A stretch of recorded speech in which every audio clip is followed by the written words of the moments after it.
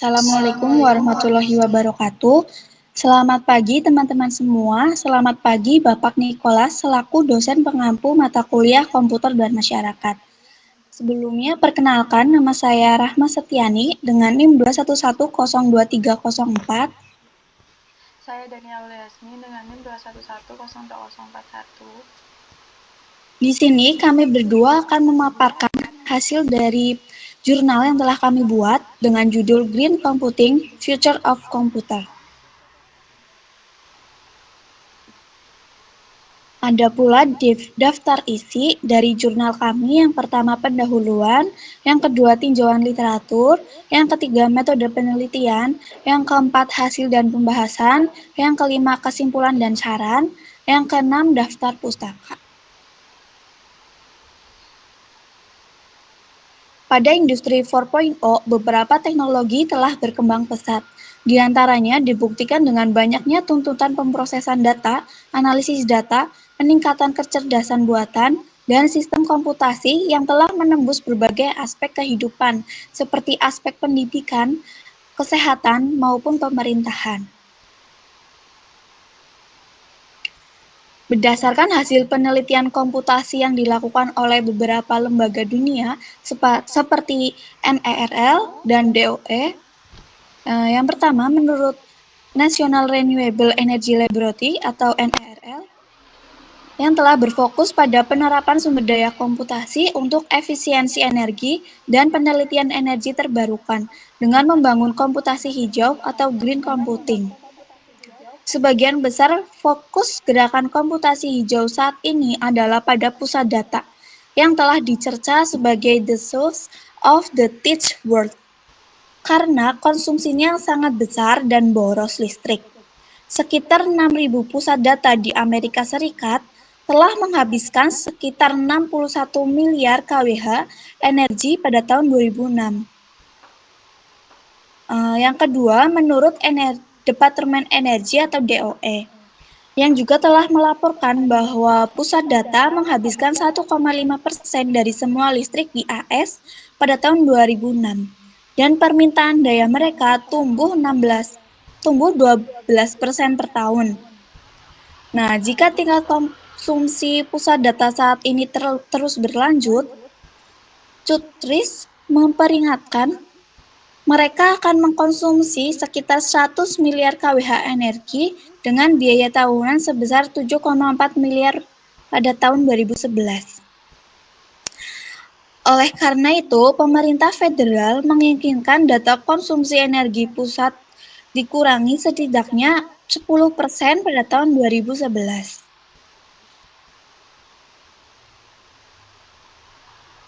Ada juga terobosan alternatif yang digunakan untuk permasalahan yang telah dipaparkan tadi, yaitu dengan pembuatan mesin dengan teknologi artificial atau AI, yang tetap menerapkan prinsip green computing untuk pengaksesan data dengan lebih cerdas, cepat, dan akurat, yang tetap menggunakan bahan sumber hemat energi.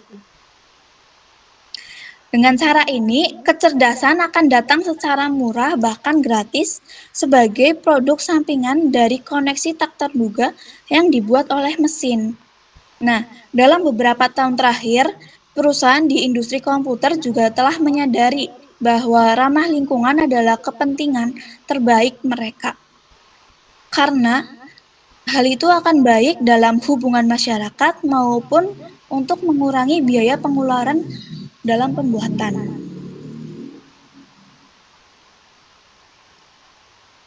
Kami juga melakukan tinjauan literatur, yaitu tentang Artificial Intelligence atau AI, yang bisa kita sebut kecerdasan buatan, merupakan kecerdasan yang ditambahkan pada suatu sistem, atau dengan kata lain, kemampuan sistem untuk menafsirkan data eksternal dengan benar, serta mengelola data tersebut dan menggunakan hasil olahan tersebut untuk tujuan tertentu. Sedangkan mesin learning adalah alat canggih yang mensimulasikan perilaku manusia melalui algoritma komputer. Jadi, perbedaan antara artificial intelligence atau AI dan machine learning atau ML, yaitu AI berfungsi untuk meningkatkan peluang kesuksesan suatu sistem atau mesin. Nah, sedangkan machine learning cenderung lebih fokus pada akurasi sistem atau mesin itu sendiri. Lalu adalah pembuatan machine learning saat ini juga telah mempertimbangkan dampak dari pemakaian energi tersebut. Banyaknya pemakaian energi menjadikan sumber daya energi yang ada di bumi dari waktu ke waktu mulai habis dengan menggunakan prinsip green computing. Green computing sendiri merupakan studi dan praktik sumber daya komputasi yang efisien dan ramah lingkungan.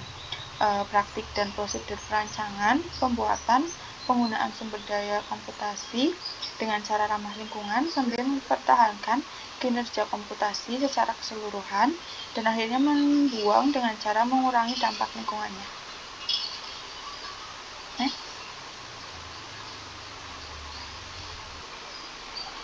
Metode penelitian.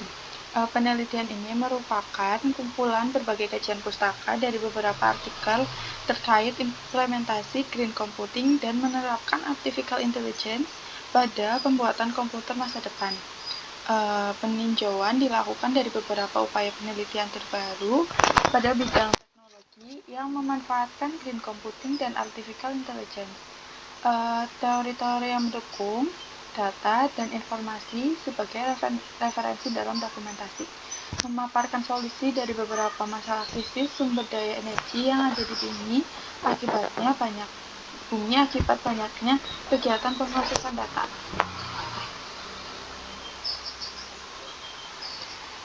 Lalu adalah hasil dan pembahasan. Dalam upaya untuk memastikan computing dapat memiliki efek positif pada kehidupan kita dan dunia, menurut Hopper dan Andrew Rush, seorang asisten direktur penelitian di komputer Universitas Cambridge Laboratorium, telah mengidentifikasi 4 tujuan utama dalam makalah mereka yang berjudul Computing for the Future of the Planet.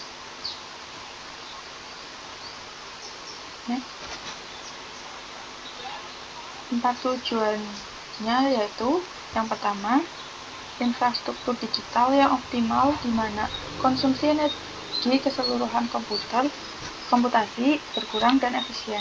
Yang kedua, mengacu pada model dunia global yang akan memberitahu tentang konsumsi energi dan efek lain dari aktivitas terhadap lingkungan alam.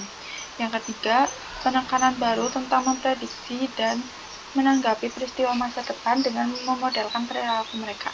Dan yang terakhir adalah manfaat digital alternatif untuk aktivitas fisik, seperti elektronik dari cetakan koran.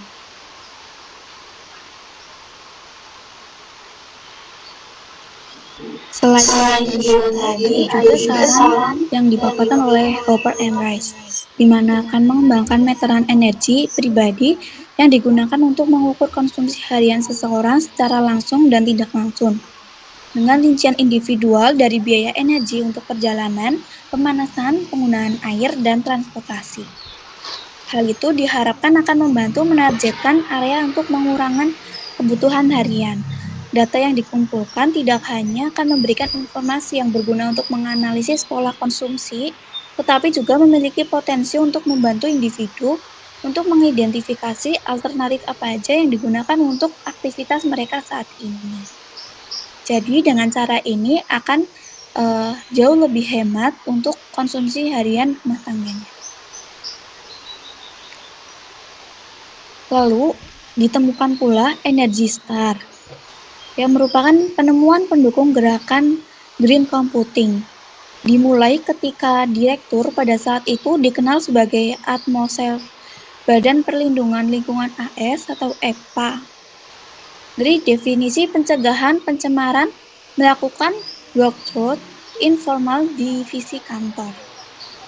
Dia ingin melihat apakah karyawan ingat untuk menghidupkan dan mematikan komputer mereka ketika meninggalkan workstation.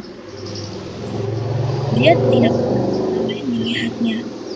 Mereka merasa terlalu repot untuk mematikan komputer mereka. Situasi populasi pada umumnya jauh lebih buruk. Yang dibutuhkan adalah solusi teknis Bagaimana cara mematikan komputer secara otomatis ketika mereka tidak digunakan. Dan dengan demikian, sebuah bintang atau energi star itu lahir.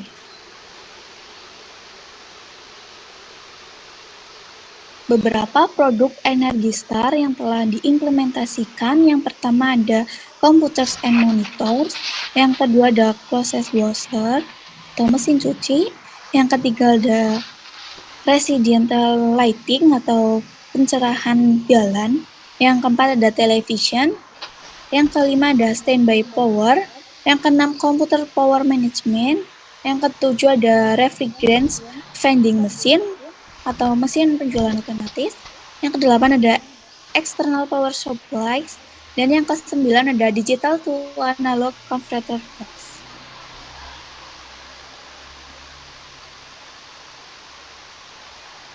Beberapa manfaat dari energi star. Yang pertama yaitu mengurangi konsumsi energi sumber daya komputasi selama operasi puncak. Yang kedua, hemat energi selama operasi idle. Yang ketiga, menggunakan sumber energi yang ramah lingkungan. Yang keempat, mengurangi efek berbahaya dari sumber daya komputasi. Dan yang terakhir, mengurangi pemborosan komputasi.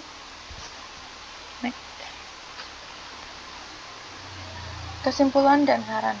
Berikut ini adalah kesimpulan dari artikel kami, yaitu pada industri 4.0 beberapa teknologi berkembang pesat, diantaranya dibuktikan dengan banyaknya tuntutan pemrosesan data, analisis data, peningkatan kecerdasan buatan, dan sistem komputasi yang menembus berbagai aspek.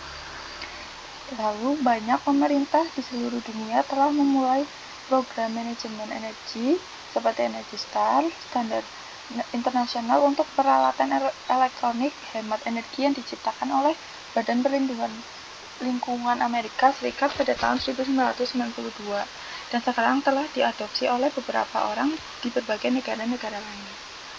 Lalu Hopper dan Rice juga menyarankan pengembangan meteran energi pribadi yang akan mengukur konsumsi harian seseorang secara langsung dan tidak langsung, dengan rincian individual dari biaya energi untuk perjalanan, pemanasan, penggunaan air, dan juga transportasi.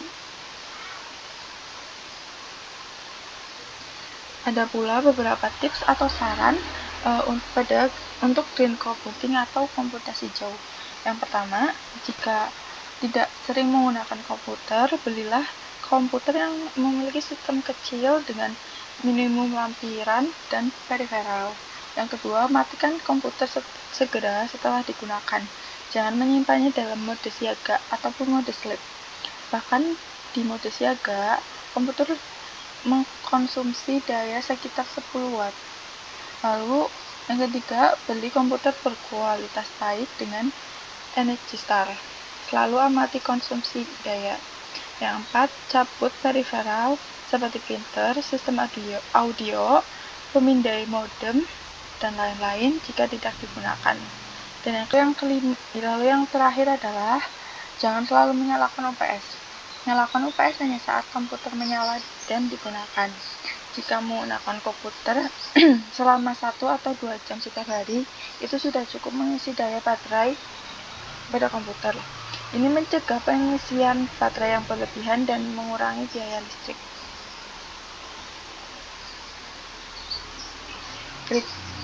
Berikut ini adalah daftar pustaka dari berbagai artikel, referensi artikel yang kita gunakan pada proses pengerjaan jurnal atau artikel yang berjudul Green Computing.